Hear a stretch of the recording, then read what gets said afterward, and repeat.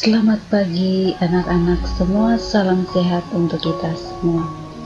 Hari ini, pagi ini kita masuk lagi dengan pelajaran agama. Semua anak buka buku halaman 76. Ya, kita berada pada pelajaran 2 atau tema 2 bagian H, Yesus teladanku. Tapi sebelum kita masuk dalam pelajaran kita di pagi ini, kita membuka dengan doa. Anak-anak diharapkan sikap doa yang baik, lalu kita berdoa.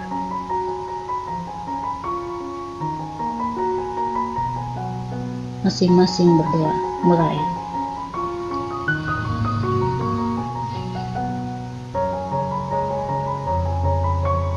Selesai. Oke, hari ini kita masuk lagi dengan pelajaran yang kedua bagian H, Yesus teladanku. Di sini kita akan belajar menyebutkan orang-orang menderita yang membutuhkan pertolongan. Kemudian menceritakan peristiwa Yesus menyembuhkan Bartimeus dari butanya. Menjelaskan bahwa Tuhan menghendaki kita menolong sesama yang menderita. Dalam kisah ini, melihat orang buta yang susah berjalan atau melihat orang menderita suatu penyakit akan menimbulkan rasa iba di hati kita. Mungkin anak-anak juga pernah mengalami hal seperti ini, merasa iba terhadap penderitaan sesama. Sesungguhnya merupakan reaksi positif yang patut ditumbuh kembangkan di dalam diri anak-anak semua. Sebab rasa iba akan menggerakkan seseorang untuk berbuat kebaikan terhadap sesamanya yang menderita. Ketika Bartimeus, seorang buta yang memanggil nama Yesus untuk minta tolong, orang banyak justru memarahi dan menyuruhnya diam. Mereka marah kepada dia dan menyuruhnya diam. Kita perhatikan gambar, anak-anak semua perhatikan gambar pada halaman 76. Di situ gambar seorang anak yang memberi sedekah. Kemudian kita dengar cerita pada halaman 77. Di situ anak-anak bisa lihat dan bisa membacanya. Judul ceritanya Si Kecil yang Murah Hati. Pengemis tua itu mencari makan dengan meminta-minta di pinggir jalan. Meskipun sudah banyak orang yang lewat, namun ia belum mendapat sedekah. Setelah lama menunggu, akhirnya rezeki yang ia harapkan datang juga. Seorang anak perempuan memberinya 10 ribuan cukup untuk makan hari ini. Pengemis tua itu amat bergembira anak-anak. Selain ia menerima uang, ia juga terhibur oleh senyum cantik anak perempuan yang baik hati itu. Semua bergembira, termasuk ibu dari anak perempuan itu. Ibu itu bergembira karena anaknya mulai meniru teladannya. Ibunya memang suka menolong orang-orang yang menderita. Setelah kita mendengar, kita mengamati gambar seorang anak yang memberi sedekah, kemudian cerita si kecil yang murah hati tadi, ibu guru ingin mengajak anak-anak semua menanggapi peristiwa yang terjadi.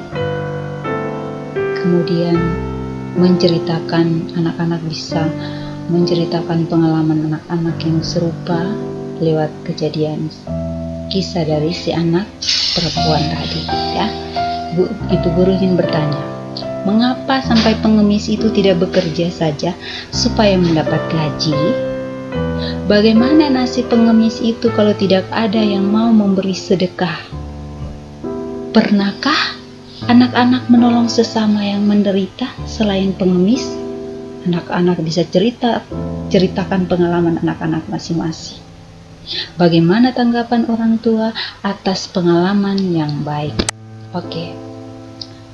Dengan berdasarkan pertanyaan, kemudian pengalaman anak-anak masing-masing, ibu guru ingin mengatakan bahwa di sekitar kita banyak orang yang hidupnya menderita. Mereka membutuhkan pertolongan dari orang-orang baik hati. Kalau tidak ada orang yang menolong, mereka semakin menderita dan mungkin akan mati. Karena itu, bermurah hatilah selalu. Selamatkanlah orang-orang menderita dari bahaya kelaparan. Di situ anak-anak bisa lihat lagu di halaman 70. Tuhan Yesus yang ajaib itu sampai hari ini dapat menyembuhkan penyakit apapun juga, termasuk orang yang tak dapat melihat sehingga dapat melihat kembali. Orang buta duduk minta-minta tiap-tiap hari di pinggir jalan. Pada suatu hari Yesus melalui, karena Tuhan cinta, celik matanya, celik matanya, celik matanya. Karena Tuhan cinta, celik matanya, celik matanya, celik matanya. Karena Tuhan cinta, celik matanya. Orang buta duduk minta-minta tiap-tiap hari di pinggir jalan. Pada suatu hari Yesus melalui, karena Tuhan cinta, celik matanya, celik matanya, celik matanya. Karena Tuhan cinta, celik matanya, celik matanya, celik matanya. Karena Tuhan cinta, celik matanya. Oke, itu lagu. Guru harap semuanya bisa menyanyikannya sama-sama setelah mendengar atau menonton video tersebut. Oke, sekarang kita amati gambar ya.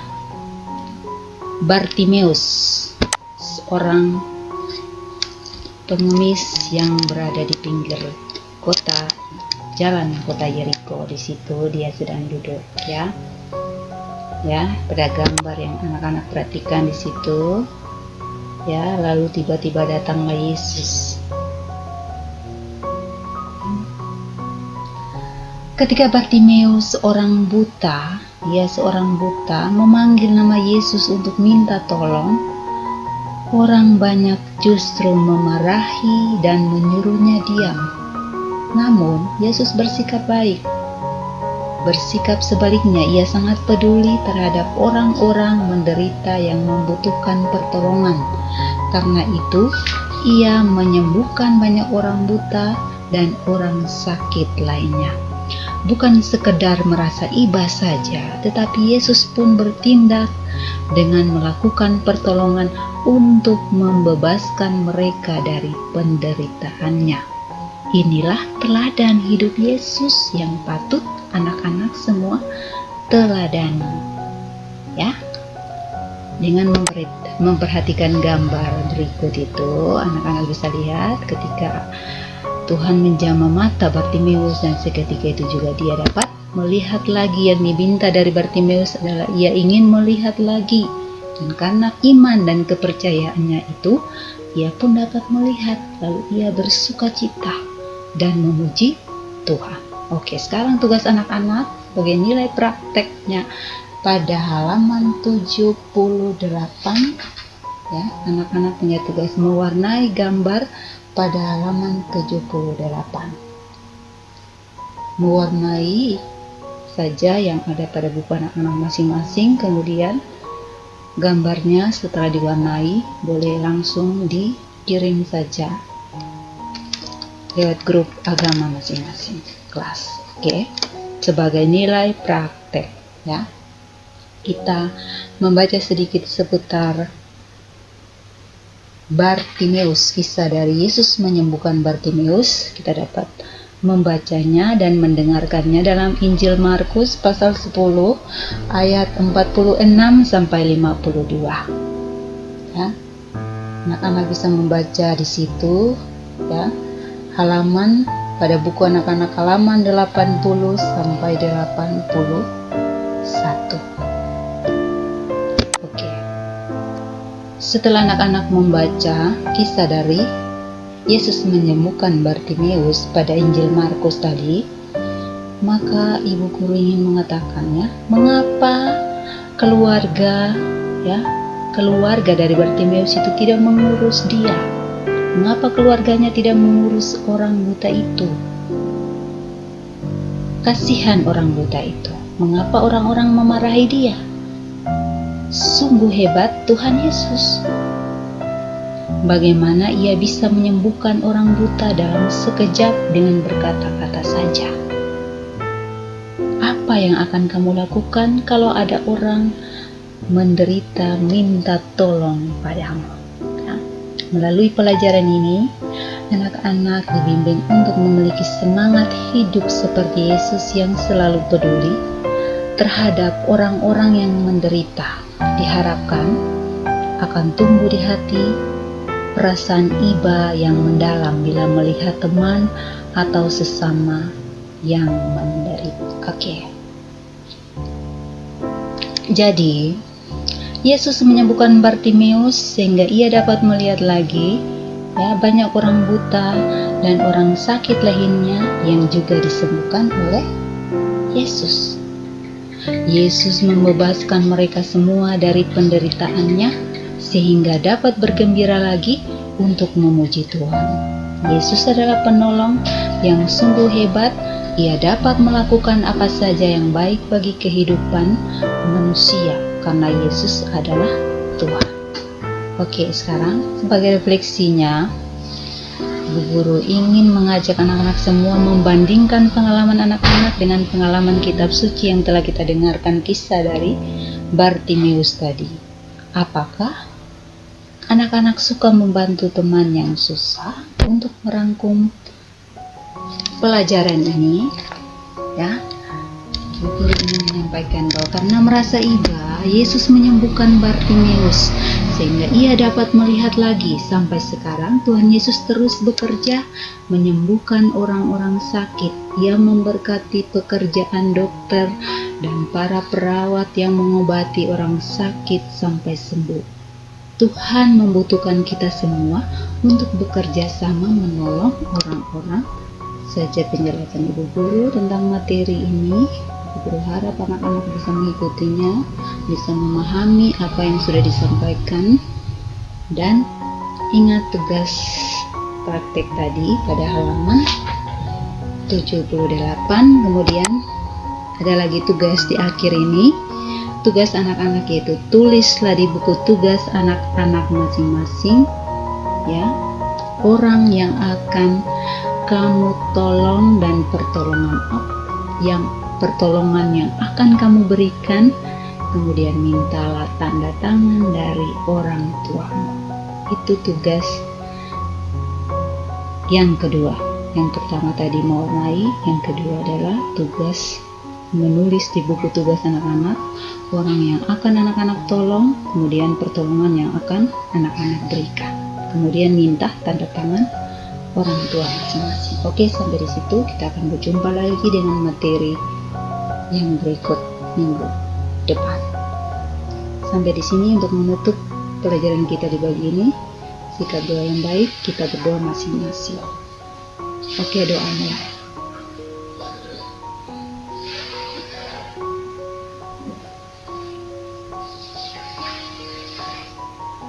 Doa selesai. Oke. Selamat pagi, tetap semangat, salam sehat. Semoga Tuhan memberkati.